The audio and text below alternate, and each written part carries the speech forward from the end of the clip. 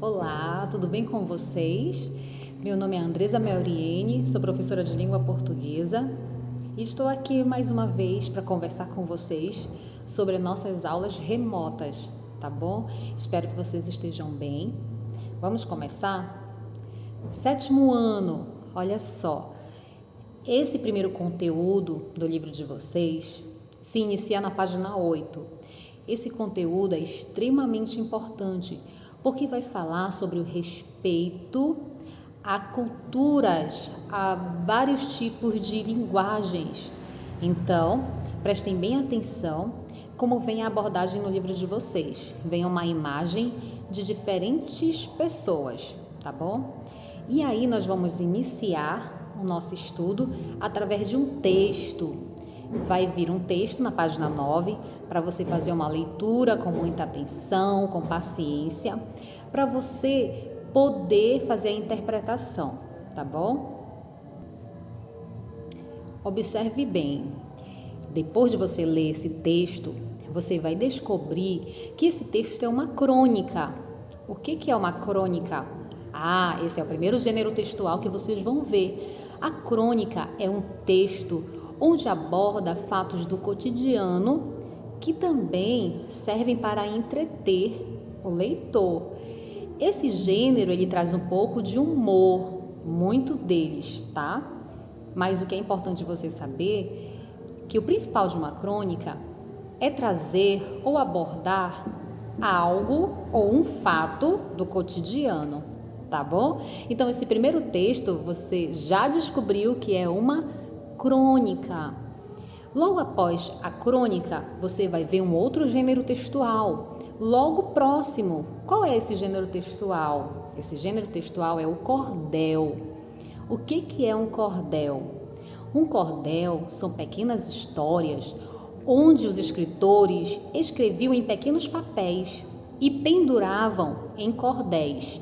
Você vai ver que no Brasil surgiu lá no Nordeste esse tipo de gênero textual. Os escritores faziam pequenos textos e colocavam nas praças públicas para vender. E aí as pessoas começaram a ler, a gostar, e esse gênero ele foi se propagando em todo o Brasil. Em muitos lugares nós vemos escritores de cordéis, certo? Mas sua origem mesmo, através de alguns estudos, a gente observa que se iniciou em Portugal, certo? Mas aqui no Brasil, no Nordeste, muitos escreviam cordéis, tá bom? Você vai ver que tem um lindo cordel para você fazer uma interpretação. Então, leia com atenção para você resolver as questões, tá bom? Olha só, conseguiram ler o cordel? Conseguiram responder as questões? Se você não conseguiu ainda, não tem problema. Faça com calma, tá bom? Depois que nós vimos esses textos, algumas questões de interpretação, você vai ver um estudo linguístico agora. É a gramática. É uma parte bem importante. Lembra que no início eu falei sobre respeitar as culturas? Agora nós vamos ver alguns tipos de linguagens, tá bom? A primeira linguagem que nós vamos observar é o fator histórico.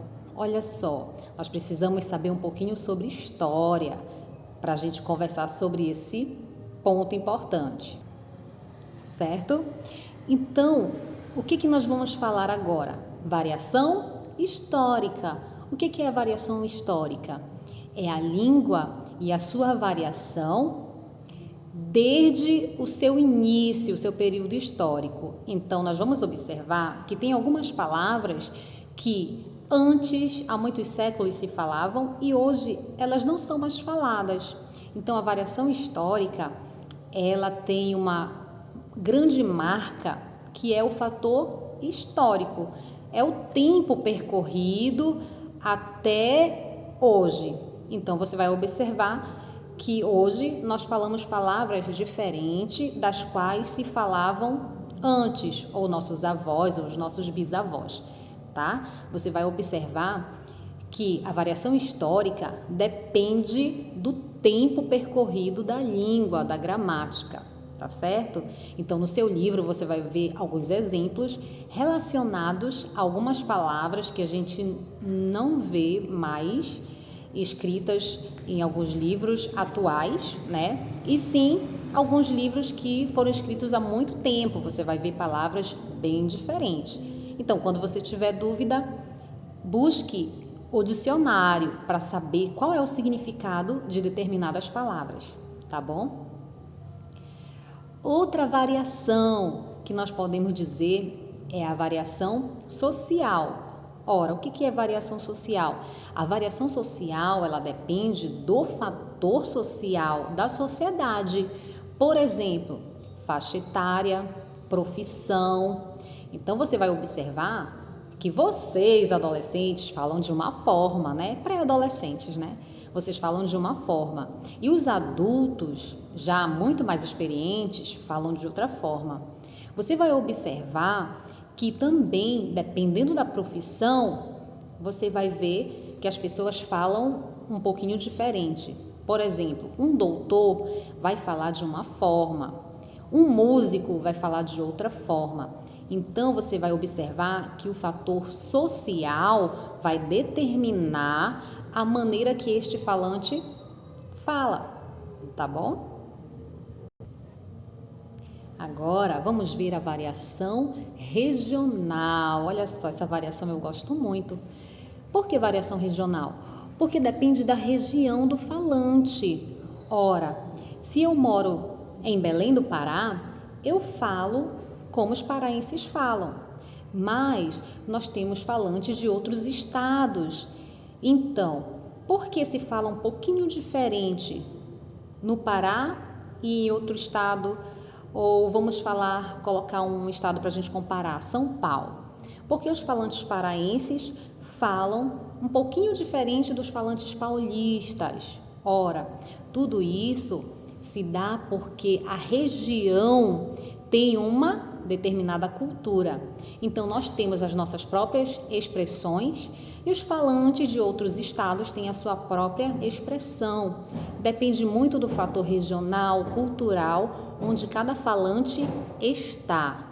Então, a variação regional depende do território geográfico, né? Lembra um pouquinho aí de geografia, tá bom? Então, a variação regional depende da região, tá bom?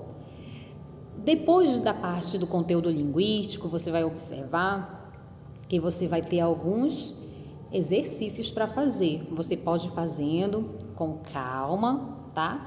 E qualquer dúvida você entre em contato com a gente, tá bom? Entre em contato com a gente para que a gente possa tirar possíveis dúvidas que ainda fica, tá bom? Então faça boas leituras, se cuide e em breve, se Deus quiser, nós estaremos juntos novamente, tá bom? Tchau, beijo!